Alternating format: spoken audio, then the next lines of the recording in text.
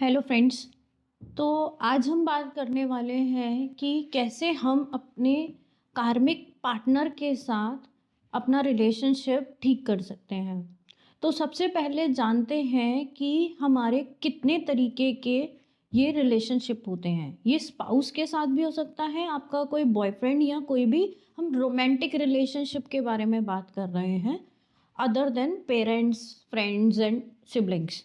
तो last video में हमने बाकी रिलेशनशिप को कैसे हील करना है उसके बारे में बात की थी। अगर आप लोग ने वो वीडियो नहीं देखी है तो नीचे मैंने वो पोस्ट कर दिया है, लिंक दे दिया है, आप जाके उसको चेक कर सकते हैं। मे बी वो आपके लिए हेल्पफुल हो। बट अभी हम इस वीडियो में बात कर रहे हैं कि कैसे हम अपने लव रिलेशनशिप को बेटर कर सकते हैं। देखिए, मैंने बहुत सारे ऐसे एक्सपीरियंस किए हैं जहाँ पर मतलब एक पर्सन है जो मल्टीपल रिलेशंस में जाता है। वो आप उसकी गर्लफ्रेंड बॉयफ्रेंड हो सकता है या हस्बैंड वाइफ हो सकता है। एक मैरिज की डिवोर्स हो गया, सेकंड मैरिज की सेम सेम सिचुएशन में आ गया, या उन्होंने मतलब एक टाइम पे आके ऐसा हो सकता है कि डिवोर्स हो भी नहीं रहा है, हट भी नहीं पा रहे हैं और आगे बढ़ भी नहीं पा रहे हैं। सालों तक एक दूसरे को ब्लेम और कंप्लेंट मोड चल रहा है। हो सकता है कि यहाँ पे फीमेल डोमिनेट हो रही है, हो सकता है मेल डोमिनेट हो रहा है। दोनों का कहीं ना कहीं एक एक बंदा जो है वो दूसरे पे हावी है। वो रिलेशनशिप में है तब भी, डिवोर्स चल रहा है तब भी, डिवोर्स हो भी गया है तो भी एक दूसरे के लिए मन में बहुत ग्रजेस हैं, जिसकी वजह से आगे मूव ऑन भी नहीं कर पा रहे। किसी और रिलेशन में जाने में भी डर लग रहा है। हो सकता है कि उन्हें लगे कि यार इस पर्सन के साथ मेरा इतना बैड एक्सपीरियंस रहा है कि ट्रॉमा इतना हैवी हो जाता है कि आप दोबारा कभी मतलब आप ओपन ही नहीं होते हो कि किसी भी पर्सन पे आपको अब ट्रस्ट नहीं रहता। यहाँ पे आपका हार्ट चक्रा ब्लॉक हो गया है, आपका रूट चक्रा ब्लॉक हो गया है, आपका सोलर प्लेक्सिस चक्रा ब्लॉक हो गया है। मैं चक्रा चार्ट शेयर कर दूंगी वीडियो में। तो वो पूरे के पूरे हमारे चक्रास एक के बाद एक 7 के 7 चक्रास ब्लॉक हो जाते हैं। हमारा जो रिलेशनशिप को लेके जो ग्रजेस है या जो कंप्लेंट है, जो एंगर है, वो हमारे आने वाली मतलब कल जो हमारी जनरेशन, नेक्स्ट जनरेशन है, उसमें भी आ जाता है। मोस्ट ऑफ द टाइम आपने देखा होगा, और ये हो सकता है कि आप में भी आपके प्रीवियस जनरेशन से आया हो, आपके फादर मदर का रिलेशनशिप अच्छा नहीं रहा तो वो आपका भी रिलेशनशिप आपके पार्टनर के साथ अच्छा नहीं रहा। हो सकता है फादर मदर का रिलेशनशिप तो अच्छा था, लेकिन फैमिली में बुआ है या मामा है, चाचा चाची हैं, या कोई भी आपके अराउंड कोई रिलेशनशिप ऐसा आपने देखा है जो अच्छा रिलेशनशिप नहीं था। और या शायद उन्होंने मैरिज ही नहीं करी या कोई ना कोई ब्रेक लग गया, वो रिलेशनशिप को लेके एक हार्ट ब्लॉक है कि शादी करनी ही नहीं चाहिए। और आजकल तो इतना ज़्यादा लोग शादी को लेके इतना नेगेटिव हो चुके हैं। नेक्स्ट जनरेशन तो हमारी एक्चुअल शादी करना ही नहीं चाहती। बट ऐसा नहीं है कि रिलेशनशिप और शादी बहुत ही प्योर चीज़ है। मतलब इसको हमने स्पेशली अभी नई जनरेशन जो है, सिचुएशनशिप, जाने कौन कौन से शिप आ गए हैं, और उसकी वजह से ना आप मल्टीपल रिलेशनशिप में जा रहे हैं। मतलब youngsters, physical relationship it's a very sacred relationship. आप किसी के साथ अपनी एनर्जी एक्सचेंज कर रहे हैं। यहाँ पे सबसे पहले आपको ये जानना होगा कि आप ये जो बॉडी है, वो बॉडी चेंज हो सकती है। आप जिसके साथ रिलेशन में है वो पर्सन का नाम चेंज हो जा रहा है, लेकिन आपकी जो मतलब जो आपकी एनर्जी है वो सेम जा रही है। अब यहाँ पे कई बार ये होता है कि हमारा जैसे हमारे फादर के साथ अच्छा रिलेशनशिप नहीं है मोस्ट ऑफ द टाइम। अगर लड़की है, उसका रिलेशनशिप अपने डैड के साथ अच्छा नहीं है, अपने भाई के साथ अच्छा नहीं है। वो कहती है भाई मैं यहाँ से मायके से छूटूँ एक बार, मैं शादी कर लूँ, मैं खुश रहूँगी। पर most of the time cases में क्या होगा, वो सेम तरीके का जैसा मायके में उसको माहौल मिल रहा था वैसा ही माहौल उसको शादी के बाद मिलने वाला है। या फिर हो सकता है, ये हमेशा नहीं होता है, हो सकता है कि मायके में तो उसका बहुत अच्छा रिलेशनशिप था अपने फादर और अपने ब्रदर के साथ, लेकिन ससुराल में जाते ही उसके हस्बैंड के साथ उसका रिलेशनशिप अच्छा नहीं रहा। मतलब वो अपने घर में तो बहुत ही पैम्पर्ड रही, बहुत ही इंडिपेंडेंट रही, उसको हर चीज़ की आज़ादी मिली, लेकिन शादी के बाद एकदम से उसको बाँध दिया गया, ये तुम ये नहीं कर सकती, यहाँ सोसाइटी ये कहेगी, उसको एक दायरे में कंट्रोल कर दिया गया। तो यहाँ अगर मेल है तो हो सकता है कि मेल का अपनी मदर मदर इशू रहे हों। हर बार अब मैंने बहुत सारे केसेस में ऐसा देखा है जो लड़के कभी अपने पेरेंट्स की नहीं सुनते हैं। वो बहुत अच्छे हस्बैंड, मतलब वो अपनी वाइफ से उम्मीद ये रखते हैं कि उनकी वाइफ उनके पेरेंट्स की ज़रूर कदर करेगी। जब आपने अपने पेरेंट्स की रिस्पेक्ट नहीं की है तो आप उम्मीद भी कैसे रख सकते हो कि दूसरा बंदा आके आपके पेरेंट्स की रिस्पेक्ट करेगा। आप जो दे रहे हो वही आप सामने वाला ले रहा है। अगर आपने अपने पेरेंट्स की रिस्पेक्ट नहीं की है तो दूसरा पर्सन आकर आपके पेरेंट्स की रिस्पेक्ट कभी नहीं करेगा। तो सबसे पहले आपको यहीं पे रुकना है ताकि वो आगे ना जाए। और बहुत चांसेस होंगे कि अगर आप लोगों का हर्ट वुंडेड है या आप लोग का रिलेशनशिप को लेके अच्छा वो नहीं है, तो आपके बच्चे भी रिलेशनशिप को एक्सेप्ट नहीं करेंगे या वो आपकी रिस्पेक्ट नहीं करेंगे या वो शादी नहीं करना चाहेंगे। तो बहुत आजकल जैसे यंग जनरेशन नहीं करना चाहते शादी, इतना इतना ज़्यादा देख चुके हैं। लड़कियां जो हैं वो उन्होंने अपनी माँओं को देखा है हर टाइम अपनी ज़िंदगी में अपने करियर को कॉम्प्रोमाइज़ करते हुए, सप्रेस करते हुए अपने इमोशंस को, फादर हमेशा मदर को डोमिनेट कर रहा है, तो वो ऐसी लाइफ नहीं चाहती। वो हमेशा अब ये फ्रीडम वाली ज़िंदगी चाहती हैं। तो इसलिए अब लड़कियां क्योंकि फाइनेंशियली इंडिपेंडेंट हो चुकी हैं, तो वो अब चाह रही हैं कि हमें कोई डोमिनेट ना करे।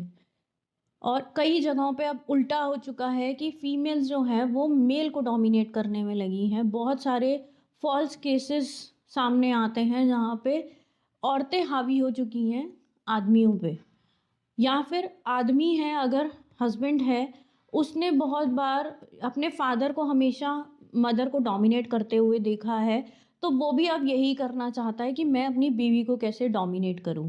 देखिए यहाँ पे सबसे पहले तो ये जानना होगा कि हम सब एक एनर्जी बीइंग्स हैं। ना हिंदू, ना मुस्लिम, ना मेल, ना फीमेल, ना कोई कास्ट, ना कोई रिलीजन। आप एक एनर्जी हैं, आप एक सोल हैं। ये जो बॉडी है ये आदमी औरत पति पत्नी, ये सारे रिलेशनशिप्स ये केवल उस थोड़े कितने सालों के लिए हैं। ये बॉडी सिर्फ आपको कुछ टाइम के लिए, कुछ सालों के लिए उधार मिली है। अल्टीमेटली वो बॉडी छूट जाएगी और आपको नेक्स्ट बर्थ में हो सकता है, इस बर्थ में आप आदमी हैं और औरत को डोमिनेट करने की सोच रहे हैं, या आप औरत हैं आदमी को डोमिनेट करने की सोच रहे हैं, तो अगले जन्म में आप उल्टा रिवर्स हो जाएगा। हो सकता है यहाँ पे एक और चीज़ आती है कि हो सकता है कि ये आपका कार्मिक रिलेशन है। कार्मिक रिलेशन सबसे ज़्यादा आपको हर्ट करता है, सबसे ज़्यादा आपको डोमिनेट करता है, सबसे ज़्यादा आपको वुंड करता है। आपकी अंदर की जो लाइट है वो धीरे धीरे आप देखेंगे बहुत जगहों पे शादी से पहले लड़की बहुत ही बबली, खुश दिल और बहुत ही टॉपर रही हूँ अपनी लाइफ में, बहुत फ्लरिश करती हूँ। लेकिन जैसे ही शादी हुई वो धीरे धीरे धीरे अपनी एनर्जी को लूज़ करती चली गई, या अपनी जो लाइट है उसको खो गई, अपनी कॉन्फिडेंस खो दिया उसने, या वो जो लाइफ में करना चाहती थी उसका जो ड्रीम्स था वो ड्रीम्स कहीं खो गए। वो अपने ही लोग अराउंड लोगों को खुश करने में लगी रही। यहाँ पे आता है सेल्फ लव। यहाँ आप हो सकता है कि या एक आदमी है जो शादी से पहले तो बहुत ही खुश दिल, मतलब इंजॉय करने वाला बंदा था, लेकिन शादी होते ही एकदम से वो फाइनेंशियली डाउन हो गया, या बहुत जगहों पे उसने अपने आप को होल्ड बैक कर लिया। तो होता क्या है, देखिए एक तो अगर वो आपका कार्मिक रिलेशन है, कार्मिक रिलेशन मतलब पिछले जन्मों में आपका उसका कुछ ना कुछ कर्मा बैलेंस रह गया।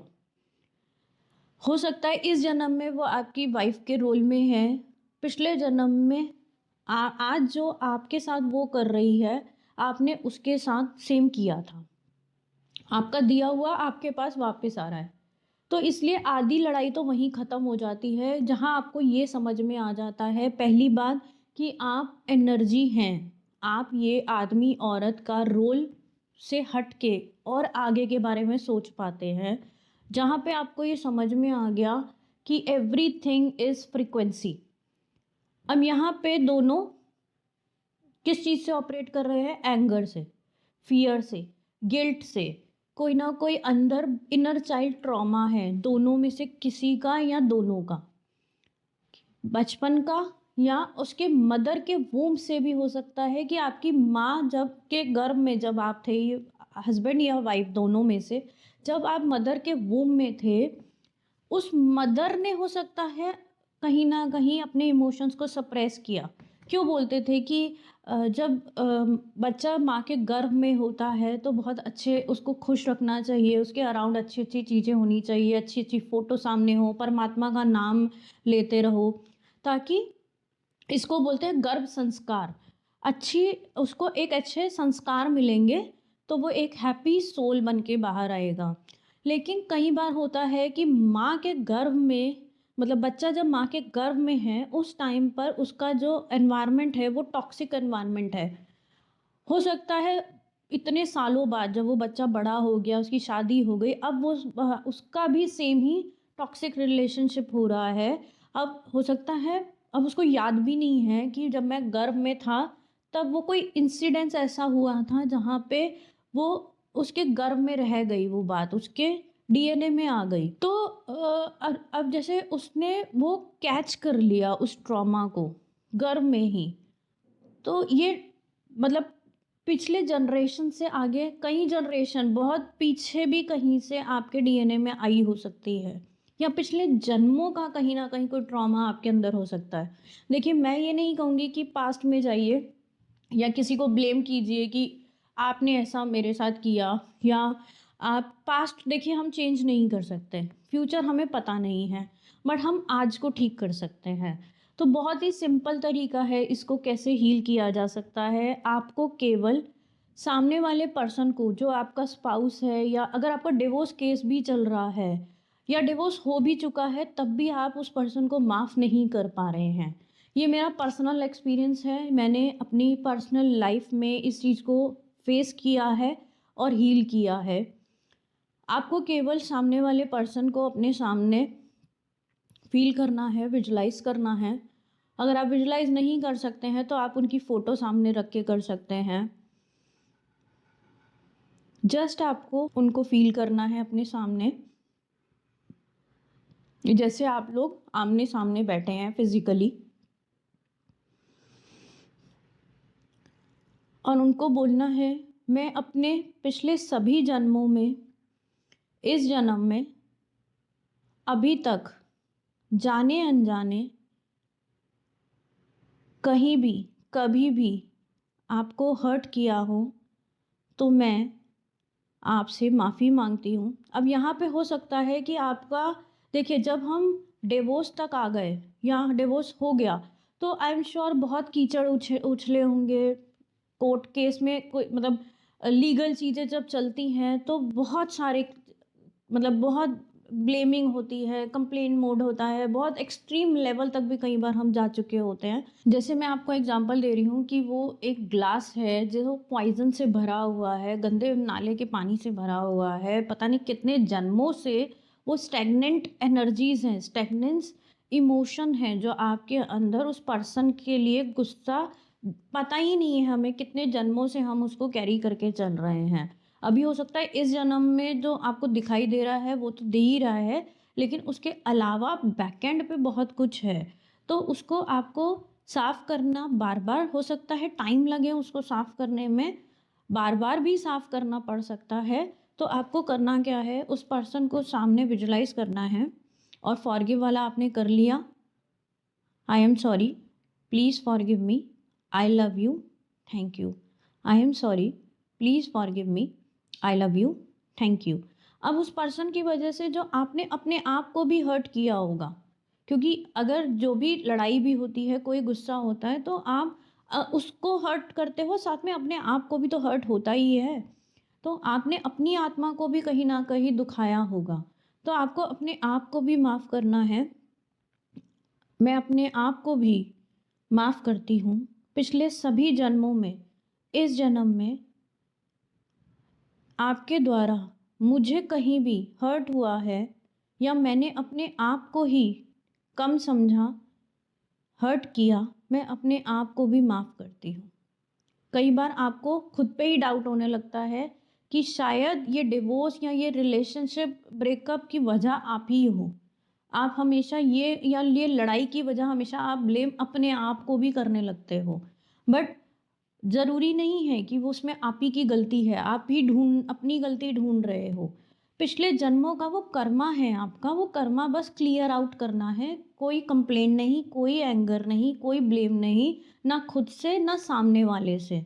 और ये मेरा पर्सनल एक्सपीरियंस रहा है, मैंने ये किया है और इसकी वजह से मैं अपने आप को माफ़ कर पाई, मैं सामने वाले को माफ़ कर पाई और मैं जो मेरी anger, guilt, shame, complain, blame, ये सारी जो लोअर फ्रीक्वेंसीज़ को मैं कन्वर्ट कर पाई लव में, एम्पैथी में। अब सामने वाले बंदे को मैंने माफ़ करके रिलीज़ कर दिया कि हे परमात्मा, इस जो भी हमारा था रिलेशन कार्मिक, वो अकाउंट क्लियर हो चुका है। वो भी अपनी लाइफ में मूव ऑन करें, लव कर अगले आगे अपने जो भी रोल में इस जन्म में या अगले जन्मों में जो भी रोल में वो जाएँ, वो खुश रहें। और मैं अपने आप को भी माफ़ करती हूँ। मैं भी अगर किसी और रिलेशन में जाऊँ या मैं भी कोई और मतलब एटलीस्ट अपने साथ रिलेशनशिप तो मेरा अच्छा रहे। मैं अपने आप को तो माफ़ कर पाऊँ, तो वहाँ पर उस चीज़ से हम ट्रॉमा से, उस लूप से निकल पाते हैं। मैंने ये किया है, आप लोग भी कीजिए। और आपके अराउंड अगर कोई आप देखते हैं बहुत सारे डिवोर्स केसेस चल रहे हैं, मेरे को लगता है हमारे अराउंड कोई 1-2 पर्सन तो कोई होगा ही होगा जहाँ जिसका डिवोर्स केस चल रहा है। आदमी औरत को डोमिनेट कर रही है या औरत आदमी को डोमिनेट कर रहे हैं, फॉल्स केसेस इतने चल रहे हैं। या आपके अराउंड कोई यंगस्टर्स हों जिसके रिलेशनशिप इश्यूज आ रहे हैं, जिसको हैंडल करना ही नहीं आ रहा, उनको यंगस्टर्स को बिल्कुल समझ में ही नहीं आ रहा है कि मैं कैसे, एक हो सकता है कि वो एक पर्टिकुलर गर्लफ्रेंड या एक पर्टिकुलर बॉयफ्रेंड के लिए अपनी पूरी लाइफ को डिसाइड कर रहे हैं। बहुत सारे मतलब सुसाइड लेवल तक, डिप्रेशन तक लड़के के लिए या लड़की के लिए मतलब यंगस्टर्स सुसाइड तक कर ले रहे हैं कि अगर ये लड़की मुझे नहीं मिली या इस लड़के ने मुझे ये गलत कह दिया तो मैं आज सुसाइड कर लूँगी। तो वहाँ पे आपको आप ये शेयर करिए वीडियो। आप मुझे नहीं पता कि इस वीडियो के द्वारा किस एक पर्सन की भी अगर हम लाइफ चेंज कर पाएँ या उसको कोई होप दे पाएँ या वो अपने आप के गिल्ट से या अपने आप के कंप्लेंट से बाहर निकल पाएँ। तो आई थिंक मेरा जो मिशन है टू स्प्रेड सेल्फ लव, वो मैं मतलब डिवाइन की गाइडेंस से इस चीज़ को लोगों तक पहुंचा पाऊँ। तो मैं दिल से आप सभी का शुक्रिया करती हूँ और प्लीज़ प्लीज़ प्लीज़ मेरे इस मिशन में मेरा साथ दीजिए और पहुंचाइए इस वीडियो को ज़्यादा से ज़्यादा लोगों तक। Thank you, thank you.